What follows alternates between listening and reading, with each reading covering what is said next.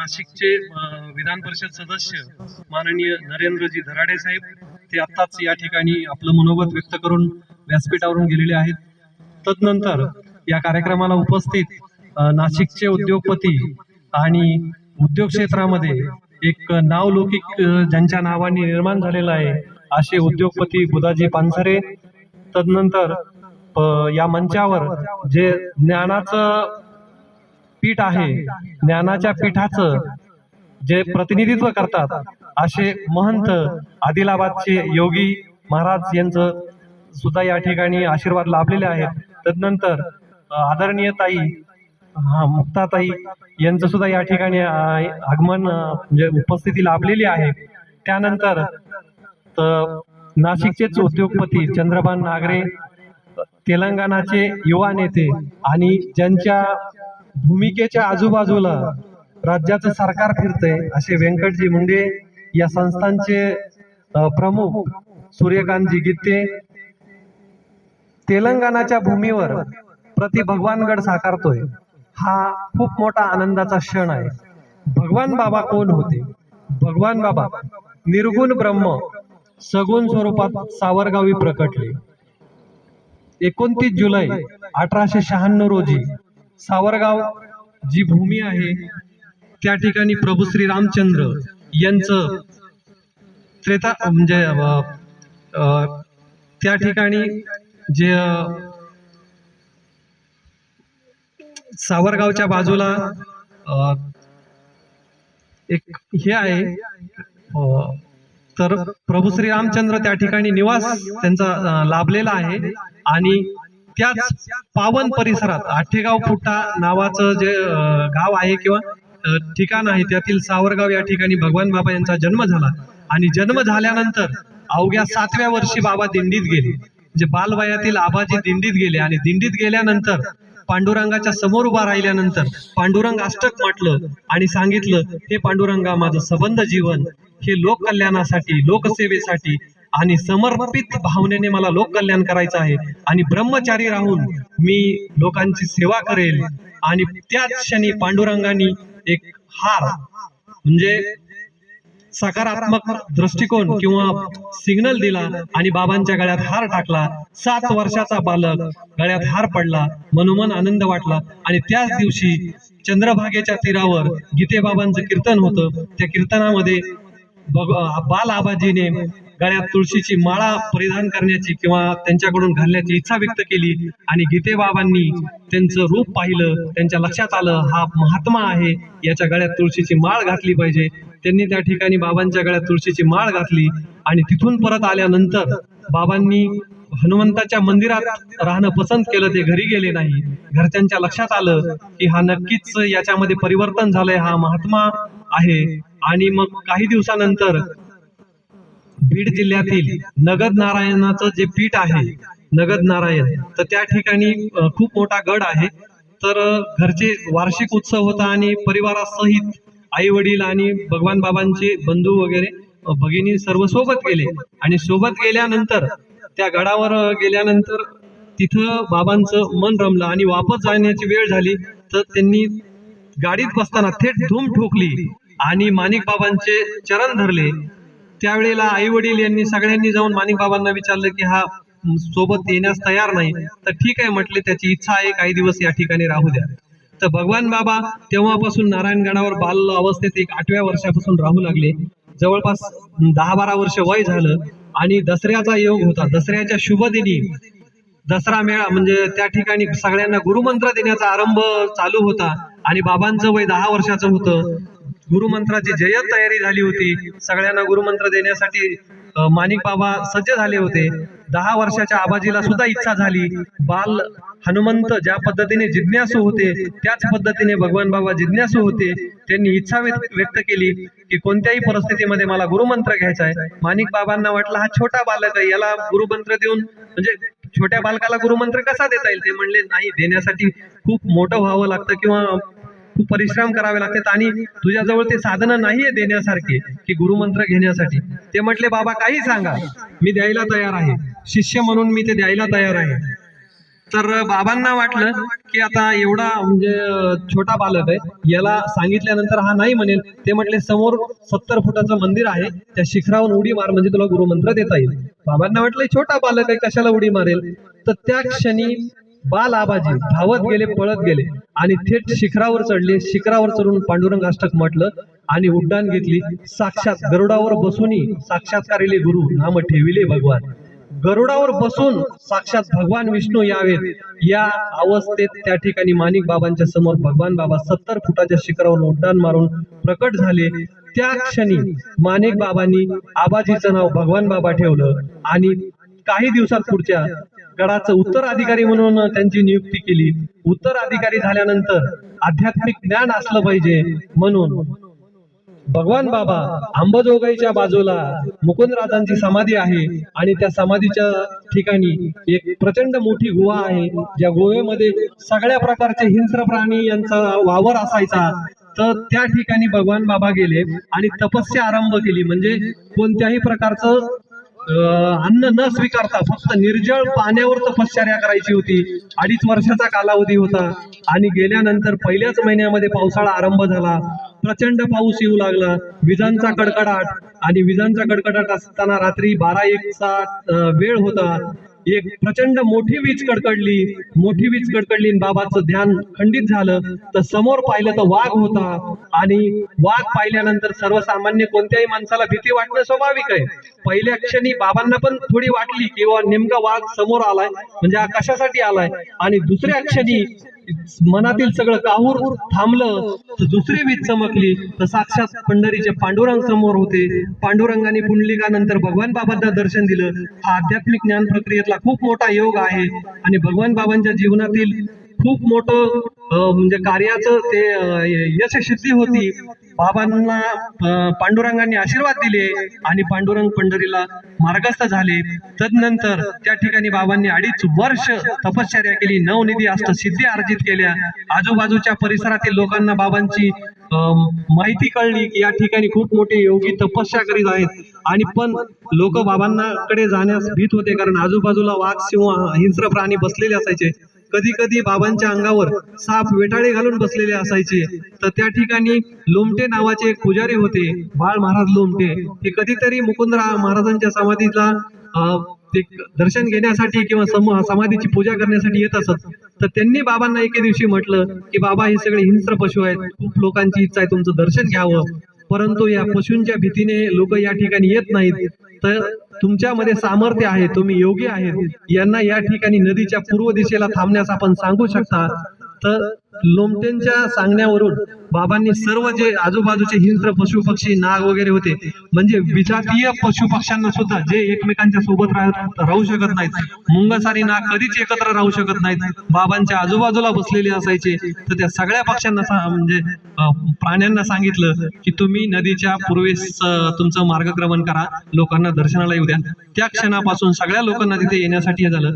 बाबांनी आपली साधना पूर्ण केली. साधना पूर्ण करून नारायणगडावर गेले आणि नारायणगडावर गेल्यानंतर काही दिवसातच आपल्याला संसारामध्ये गुरु शोधावे लागतील. पण बाबांना गुरु स्वतः शोधित आले. भागवत धर्म रक्षणासाठी बंकट स्वामींनी आळंदीमध्ये वारकऱ्यांची शिक्षण संस्था काढली होती आणि बंकट स्वामी देशभर फिरत होते. फिरत असेच बंकट स्वामी नारायणगडावर आले. नारायणगडावर आल्यानंतर बंकट स्वामींना म्हणजे माणिक बाबांकडून माहिती मिळाली हा भगवान आहे, म्हणजे याचं मूळ नाव आबाजी होतं, आता याला उत्तराधिकारी. आणि बाबांचा काही काळ 1-2 दिवसाचा काळ त्यांच्या सानिध्यात गेला आणि बंकट स्वामी मनात विचार करीत होते की हा भगवान आपल्याला सोबत घेऊन जायचा आहे, पण जायचा कसा. तर नारायणगडावर आधार आतिथ्य झालं, निरोपाची वेळ आली. नारायणगडावरून बंकट स्वामी निरोप घेत असताना त्यांनी माणिक बाबांना म्हटलं की बाबा मी तुम्हाला आजपर्यंत काहीच मागितलं नाही, पण मला भिक्षेत हा तुमचा भगवान पाहिजे. माणिक बाबांना पहिल्यांदा आनंद झाला, नंतर दुःख वाटलं. एवढा प्रिय शिष्य कोणाला देऊ वाटेल, पण विचार केला हा घडला पाहिजे, याला आध्यात्मिक ज्ञान खूप मोठ्या प्रमाणात अर्जित झालं पाहिजे, हा लोकोत्तर पुरुष होऊन लोक कल्याणासाठी सिद्ध झाला पाहिजे, याला पाठवावं तर लागेल. पण काय करायचं. ते म्हटले आपण एक गोष्ट करू, मी तुम्हाला नाही म्हणू शकत नाही, पण हा ईश्वराचा प्रसाद आहे, ईश्वराचा प्रसाद आपण अर्धा वाटून खाऊ. तुम्ही याला सोबत घेऊन जा, जितक्या दिवस आवश्यकता वाटेल तितक्या दिवस आळंदीत ठेवा, शिक्षण द्या, आणि हा सिद्ध लोकोत्तर पुरुष झाल्यानंतर मात्र लोक कल्याणासाठी नारायणगडावर परत पाठवा. असा उभयतांमध्ये करार झाल्यानंतर भगवान बाबांना आळंदीला पाठवलं. आळंदीमध्ये ज्ञानेश्वर माऊलींच्या सानिध्यात भगवान बाबांनी ब्रह्मज्ञान अर्जित केलं आणि ब्रह्मज्ञान अर्जित करून पुन्हा भागवत धर्माच्या रक्षणासाठी नारायणगडावर परत आले. नारायणगडावर परत आल्यानंतर देशात इंग्रजाची जुलमी राजवट होती, मराठवाड्यात निजामशाही होती. या दोन्ही राजवटीमध्ये लोकांना प्रचंड त्रास होता.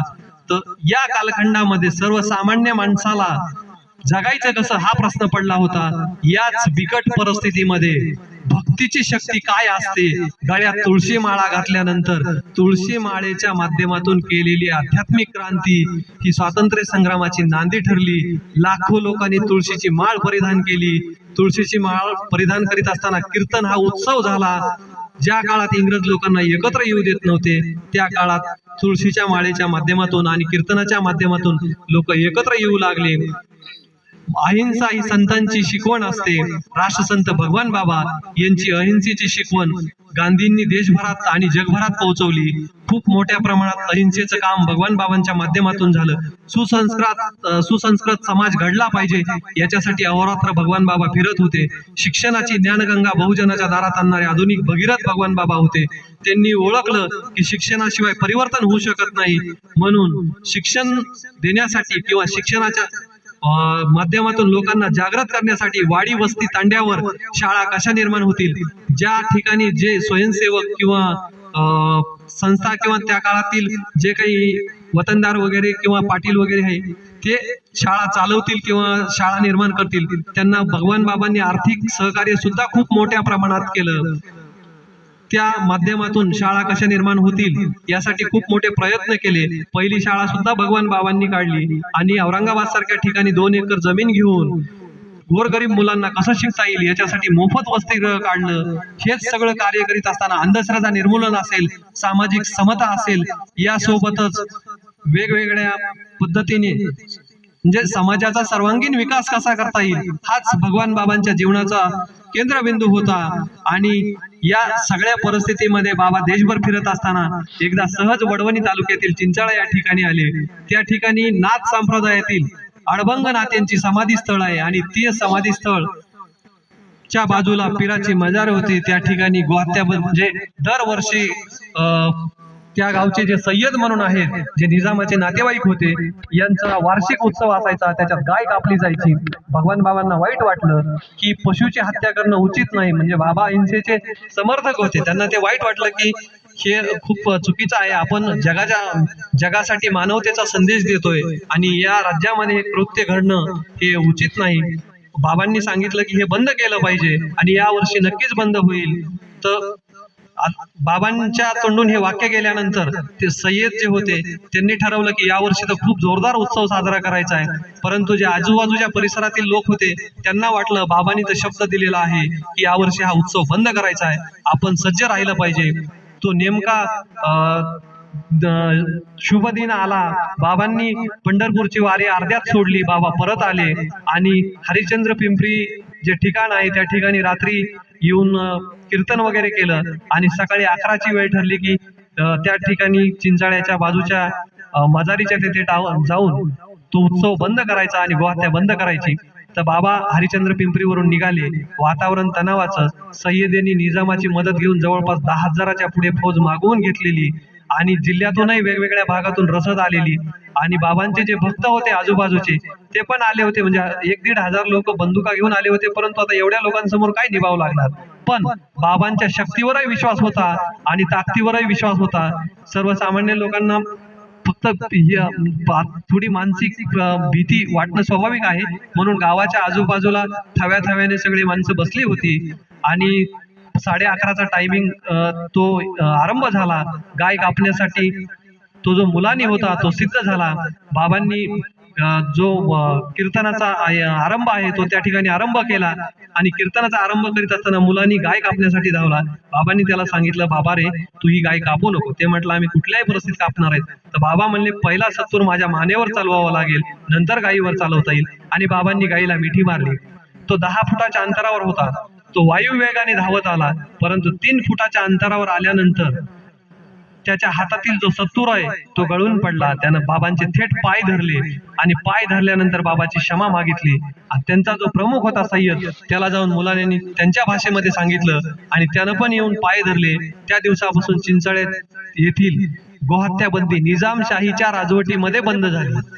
म्हणजे निजामाची राजवट असताना 10,000चं सैन्य बल तिथं असताना अहिंसा मार्गाने देशात बंद झालेली पहिली गोहत्या बंदी भगवान बाबांनी घडवून आणली.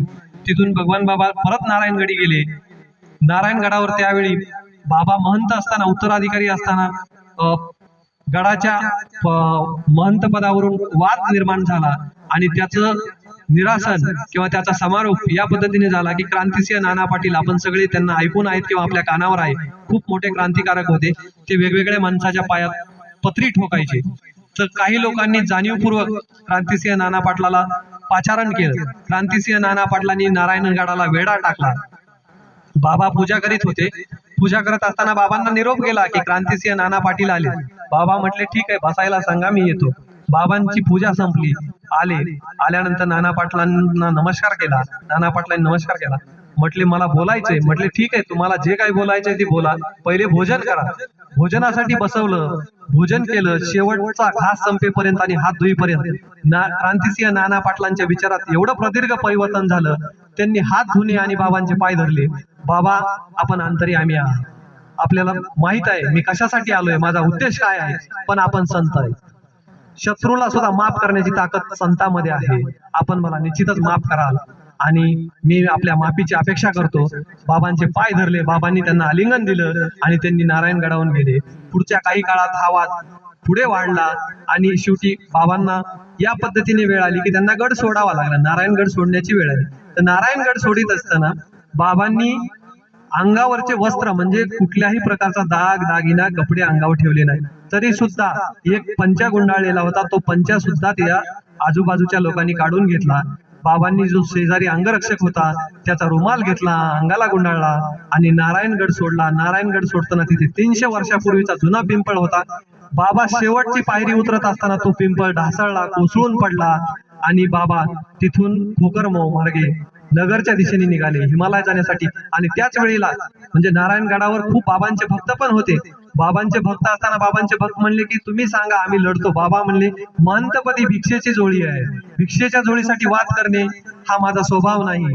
आणि राहिली दुसरी गोष्ट, संतांना जात भेद धर्म नसतो. ज्या ठिकाणचं अन्न खाल्लं त्याच्या विरुद्ध बंड करणे हा माझा स्वभाव नाही.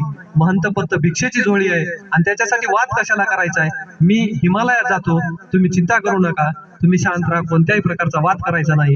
आणि सर्व समर्थक निराश होऊन घरी परतले. बाबा नगरच्या दिशेने गेले. पण नगरच्या दिशेने जात असताना खरवंडी कासार नावाचं गाव आहे. खरवंडी कासार मध्ये बाजीराव पाटील कासार हे कासार समाजाचे होते. त्यांच्या आई बंकट स्वामीच्या भक्त होत्या आणि बाजीराव पाटील हे निजामशाही मध्ये पाटील होते. त्यांच्याकडे एक 5-25 गावाची पाटीलकी होती. तर बाजीराव पाटील कासार यांच्या आई ह्या मातृ आणि बाजीराव पाटील कासार हे मातृभक्त होते. आईनी उपवास धरला आणि मुलाला सांगितलं, जोपर्यंत भगवान बाबा परत येणार नाहीत तोपर्यंत मी अन्न ग्रहण करणार नाही. बाजीराव पाटील कासार यांच्याकडे खूप मोठ्या प्रमाणात गडी वगैरे लावाजमा होता. त्यांनी आपले सगळं जे हे आहे म्हणजे सामर्थ्य ते बाबांना शोधण्यासाठी लावलं. शेवटी 10-12 जणांना सोबत घेऊन गेले. नगरच्या रेल्वे स्थानकावर बाबा दिसले. पण नगरच्या रेल्वे स्थानकावरून बाबा आपला परत येणार नाहीत हे त्यांनी ओळखलं. त्यांनी चतुराईने लगेच योगी सहजानंद भारती यांची भेट घेतली. नगरचे त्यावेळेला जिल्हाधिकारी जे होते त्यांची भेट घेतली. नगरमध्ये जेवढे मान्यवर आहेत त्यांच्या सगळ्यांच्या भेटी घेऊन त्या सगळ्यांना बोलवलं आणि बाबांकडे घेऊन गेले. शेवटी योगानंद भारती यांची शिस्ताई कामी आली. बाबांना परत आणलं. परत आणल्यानंतर बाबांना खरवंडीला आणल्यानंतर त्यांच्या लक्षात आलं की आता बाबांना वापस आणलंय, पण बाबांना इथं टिकून ठेवावं लागेल, बाबा परत जाऊ शकतील. बाजीराव पाटील कासार म्हटले, बाबा माझी अख्खी संपत्ती जाऊ द्या, पण तुम्ही गडाचं काम आरंभ करा, आपण गड बांधू. मग गड बांधण्यासाठी ठिकाण शोधाशोध सुरू झालं. पांडवांचे गुरु धौम्य ऋषी यांचं समाधीस्थळ असणारा खरवंडीच्या बाजूचा डोंगर हा बाबांनी निवडला आणि दसऱ्याच्या शुभ मुहूर्त म्हणजे देशातला पहिला दसरा मेळावा आरंभ करणारे भगवान बाबा आहेत. पहिला दसरा मेळावा त्या ठिकाणी आरंभ झाला आणि धोम्यगडाची स्थापना झाली.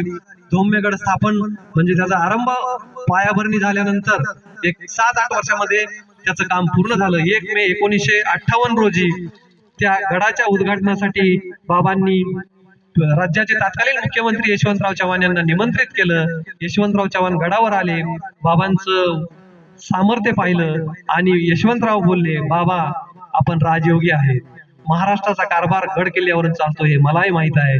मी आजपर्यंत आपली ख्याती कीर्ती महती ऐकून होतो, आज प्रत्यक्षात पाहिलं. मी पांडुरंगाचा भक्त आहे, मला विठ्ठलाचं दर्शन भगवान धोम्यगडावर झालं. मी माझ्या नजरेने आज पांडुरंग पहिल्यांदा पाहिला आणि आपण खरंच योगी आहेत, राजयोगी आहेत. आणि माझ्या मंत्रिमंडळातले अर्धे सहकारी आपले भक्त आहेत. मी क्रांतिसिंह नाना पाटलाकडून आपली कीर्ती ऐकली होती, आज प्रत्यक्षात पाहण्याचा योग आला. आणि या ठिकाणी आपण जे वैभव उभा केलंय, हा गड वेदशास्त्राचा गड आहे. देशामध्ये मागच्या 400 वर्षामध्ये वेदशास्त्राचा पहिला गड निर्माण करणारे आपण महान योगी आहेत. आणि आपण हा जो गड निर्माण केलाय याची कीर्ती अमर राहील. देशाच्या कान्याकोपऱ्यात भगवानगडाचं नाव लौकिक होईल. तोच हा क्षण आहे. भगवानगडाची कीर्ती तेलंगणापर्यंत आली आणि तेलंगणाच्या भूमीवर आज भव्य दिव्य प्रति भगवानगड साकारतोय. आणि त्याच वेळी यशवंतरावांनी अजून एक वाक्य म्हटलं, बाबा आपण सामर्थ्यवान योगी आहे, आपल्याजवळ काय नाही, सर्व सिद्धीचे आपण दाता आहे. मी राज्याचा मुख्यमंत्री जरी असलो तरी आपल्याला काही देऊ शकत नाही, पण राज्याचा मुख्यमंत्री म्हणून या गडाचं नामकरण धोम्यगडाचा भगवानगड करतो. आणि त्या दिवशी धोम्यगडाचा भगवानगड झाला. 1 मे 1958 ला धोम्यगडाचा भगवानगड झाला. म्हणजे भगवान बाबांनी गड बांधला म्हणून त्यांनी स्वतः नामकरण केलेलं नाही, ते नामकरण यशवंतरावांनी तिथे येऊन बाबांची कीर्ती आणि महती ही डोळ्याने पाहून त्या गडाचं नामकरण धोम्यगडाचा भगवानगड केला. आणि त्या भगवानगडाची कीर्ती अमर झाली. आज सृष्टीवर जोपर्यंत सूर्य चंद्र तारे राहतील तोपर्यंत बाबाची कीर्ती आणि कार्य अमर राहील. सृष्टीवरील स्वर्ग म्हटलं तरी हरकत नाही, पण भगवानगडाचं नाव दिवसेंदिवस नावलौकिक होतंय, हा मनस्वी आनंद आहे. आपण सर्व या ठिकाणी मान्यवर प्रति भगवानगडाच्या भूमिपूजन मंदिराच्या भूमिपूजनासाठी उपस्थित राहिलात. मी सगळ्यांचे वंजारी महासंघ महाराष्ट्र राज्याच्या वतीने आभार मानतो आणि धन्यवाद व्यक्त करून थांबतो. धन्यवाद.